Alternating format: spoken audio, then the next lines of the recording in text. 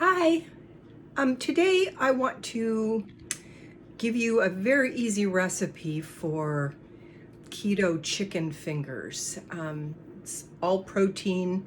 You could argue it's carnivore, although with carnivore there's some cheese, but not a lot. So we'll say keto carnivore. And I make these and I also freeze them so that I can pull them out and throw them into my little toaster oven, which my son bought for me about, oh gosh, at least 10 years ago, maybe 12, which I'm very grateful for because things were made better back then than they are now. So this toaster oven is working out really well for me and I appreciate the quality. So here we go. I'm going to put you right here. And we're going to make these up really quickly. Okay, first of all, this is the chicken that I used in this particular case. This is from Aldi, and it is 12.5 ounces. You can use fresh chicken, of course. I just happen to have a lot of this because a few years back I bought a bunch of meat and things anticipating that the economy might get worse and I needed things mostly to feed to my animals, but also some of it for me. So this is what I'm using, although I've already opened up another can and taken the juice off. I just leave the can lid on. I cut the can lid and then leave it on and then just squeeze out the water into the sink like that and then pull the can lid off and there you go. All right, so we have shredded chicken here in this bowl and I've already spent some time kind of chopping it up. And to that, we're going to add 1 egg. So the egg goes in, and of course eggs really hold things together well, so that's the additional, not only is it protein, but it's the additional value of an egg. Now, I'm also going to put some basil in. This is Trader Joe's basil, about a teaspoon, just for color and maybe a little taste. I don't know. I don't know how strong the flavor is of that. We're going to put in 1/4 teaspoon of garlic powder, one of my favorites. We're going to put in a little pepper. This is my little pepper thing. We're going to put in just a tad of salt because I think the chicken is salted already. And we're going to mix that all up. Oh, and we're going to put in a cup of cheese. Now this is Aldi Mexican style cheese. It is, I put it in here so that when I spill it, it doesn't fall all over the counter. So here's 1/2 cup. And another 1/2 cup, like so.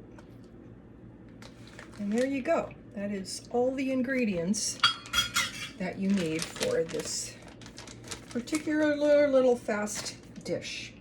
Now I don't eat as much as I used to, so something like 4 or 5 of those in the afternoon or even for dinner.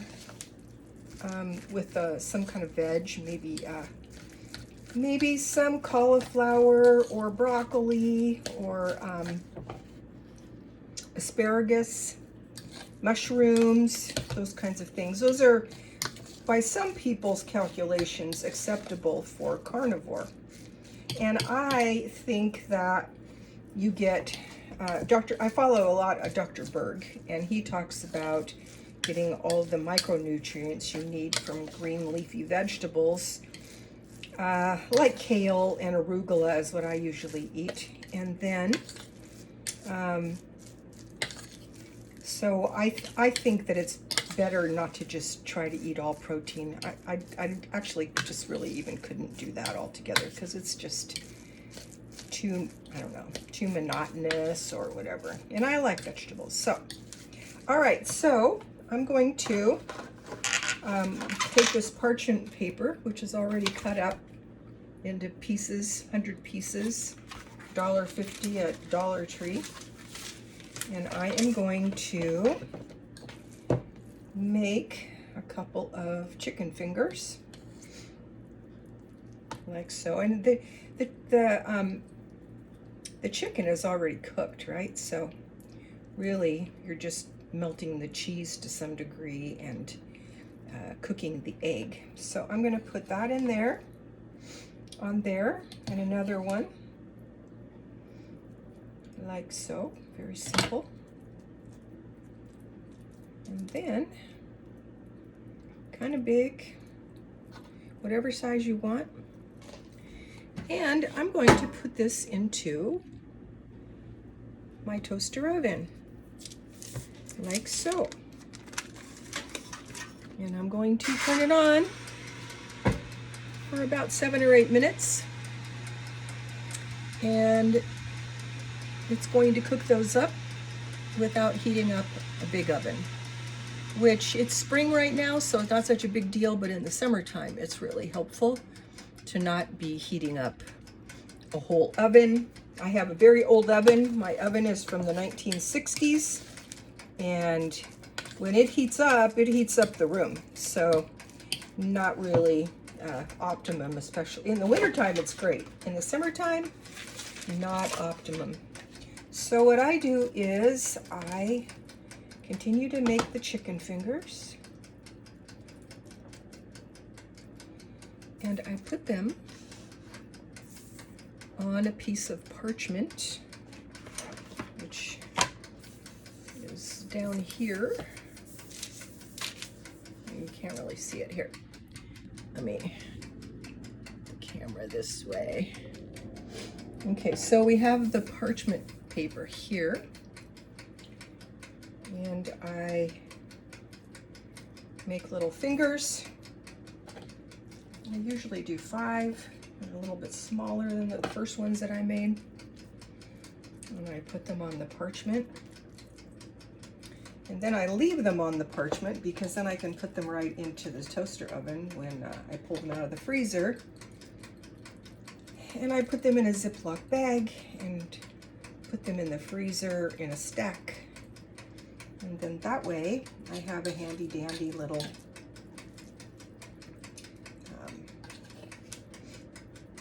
snack and or part of a meal that I can just pull right out of the freezer and put into the toaster oven. So that works out really well for me.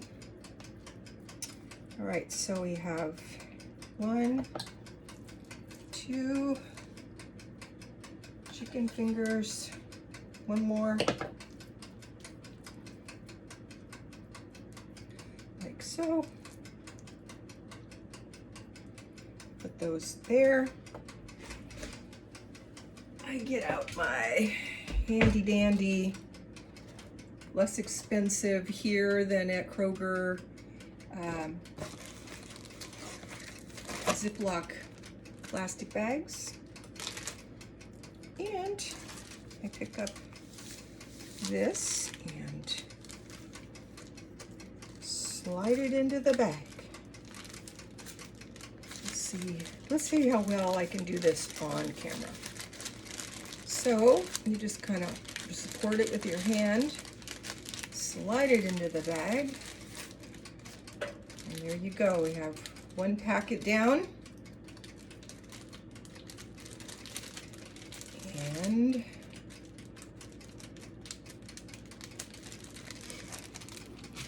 another one to go, at least 1 more, maybe 2, let's see. And put a piece of parchment paper down here.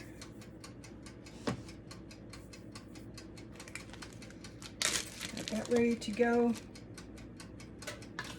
And again. So depending upon the size of your chicken fingers, you could do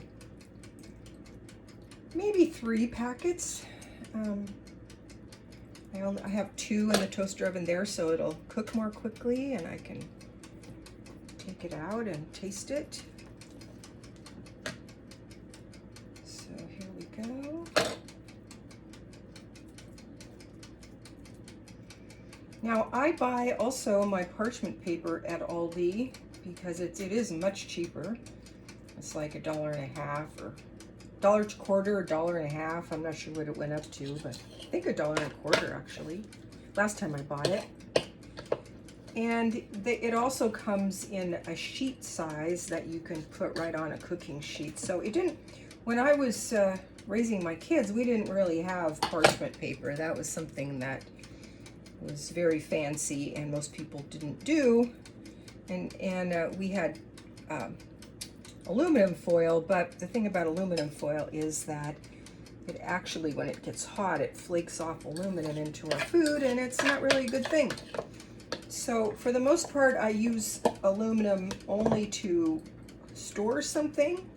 If I cook something in it, I'll like in my toaster oven, I've put aluminum to protect the toaster oven from getting all mungy. But if I'm gonna put something in aluminum, I will put parchment paper around it first so that it's not flaking aluminum into the food. Used to be we'd put baked potatoes in the oven in tin foil, we'd go camping and put food in tin foil, and yeah, no, not a good idea. So I don't do that anymore, but we have to adapt to these things when we figure it out. And that information wasn't available back then. The powers that be probably knew, but they didn't want to tell us about it. And aluminum was inexpensive, and it's pretty handy. It molds, and it's great. So, little side note, when I was a kid, a friend of my mother's had a young boy come over from Australia to visit, and the lady's name was Edith, and she asked me if I would, she was kind of like my mom's chosen mother kind of thing, and she asked me if I would spend some time with this boy, show him around, sort of, be friendly. And so I said sure, so I did that, and turns out this boy was pretty darn opinionated. And I guess I'm pretty opinionated too, but less so than he was. But I was talking to him about something, and I was calling it aluminum, and he took great exception to that, and he told me it was aluminium. And I said, no, I think it's aluminum. And he said, well, I think it's aluminium. And I had an epiphany, and I said, all right, well, who invented it? And he said, I don't know. And I said, the Americans invented it. Therefore, if I say it's aluminum, that's how you pronounce it. And he couldn't argue with that. All right, so my little chicken fingers are warmed. And so let me pull them out of the oven and blow one off and try it. I'm going to cut this with a fork. You can see the melted cheese, and they're brown, starting to brown on the bottom. As I said, the chicken's already cooked, so the cheese just really needs to melt. So here we go. I'm going to eat some of my chicken fingers here. I hope I don't burn my mouth. A little warm. So yeah, part one I can handle. I wouldn't put the whole one in my mouth at this moment. So I hope that was helpful, and I hope you enjoyed the stories. And I hope you'll enjoy this chicken. It's really tasty and super easy. And personally, I don't want to cook as much as I used to. So very helpful. So thank you. God bless. And I will see you on the next one. Bye-bye.